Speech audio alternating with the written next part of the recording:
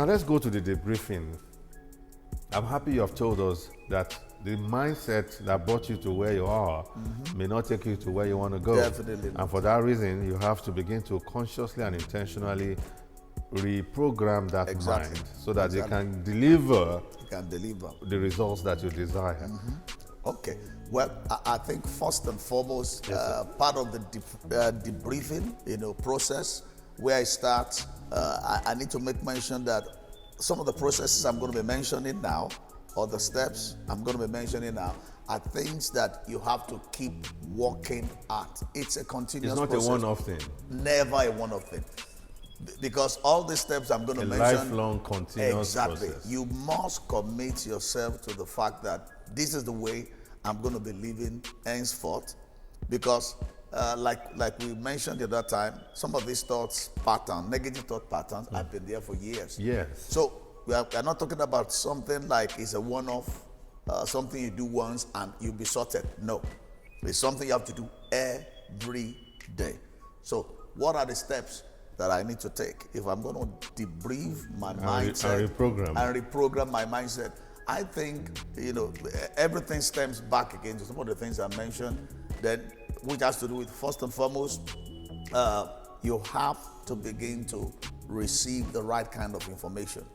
Because whatever you receive, or whatever kind of information you receive, will affect how your mind is going to come out. So you need to begin to get your mind to receive new ideas, new truths, new ideologies. And I think one of the places you pick these things from are like, books of successful people who have achieved success. Exactly.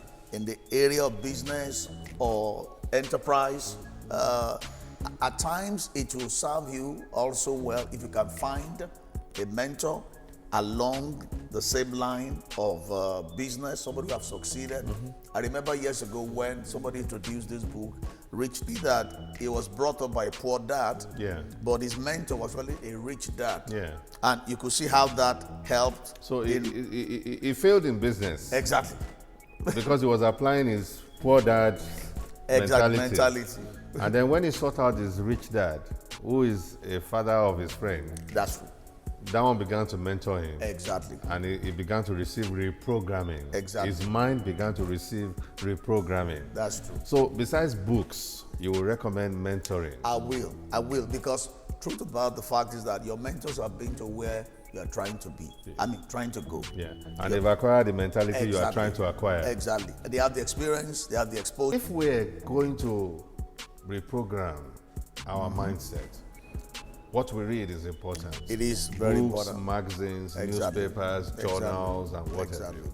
Exactly. I reckon electronic and digital products like tapes, CDs will really come in handy. Very, very. And I think in this age, thank God for technology, I think we have not leveraged effectively enough on, the options technology gives us. Right now, in the comfort of your home or anywhere you are, if you look at the trend in the world today, where we're going, having your, maybe your phone or whatever, you can access most videos, most information at the tip. So most people prefer the video because it's something that you can listen to at your leisure time with your headphones, connected.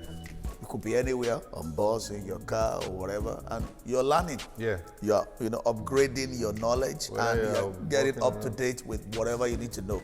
So, like we rightly said also, that the process of renewing the mind or debriefing, as you like to mention, or reprogramming, is a continuous effort. Lifelong. So you could be anywhere really, in your car, your way to work, and you could still be going up. You also talked about the association that we have. You also talked about the association that we have bred ourselves in.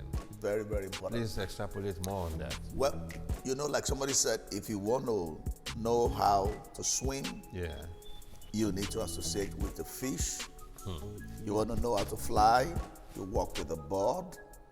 You want to know how to, run. Yes. you need to work with somebody who is also an expert in that field. Because really, it has been discovered one of the major determining factor of success is our association. You become like the kind of people you associate with, either good or bad. So, for instance, if I'm trying to, acquire skills, knowledge, entrepreneurship, I need to follow the path of the people who have gone ahead of me. And like Riley said, it may be difficult to assess a Dangote, for instance, now, in terms of seeing him physically, or seeing Bill Gates or the rest of them. Yeah. But you could assess their products, you could assess maybe their books through technology. Through technology. So in a way, you are still, because when you read somebody's book or you listen to a video that somebody produced, you are actually exploring the mindset of that person. So you may not really have the opportunity to be one-on-one with the person, but you are actually, entering into the mind of the person, so to say.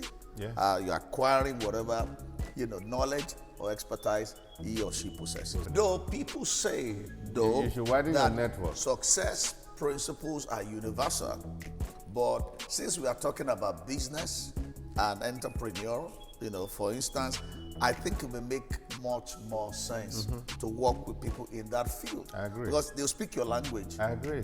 They know what you're going through, Yeah. your pains, your challenges. There are things that they are well acquainted with. Yes.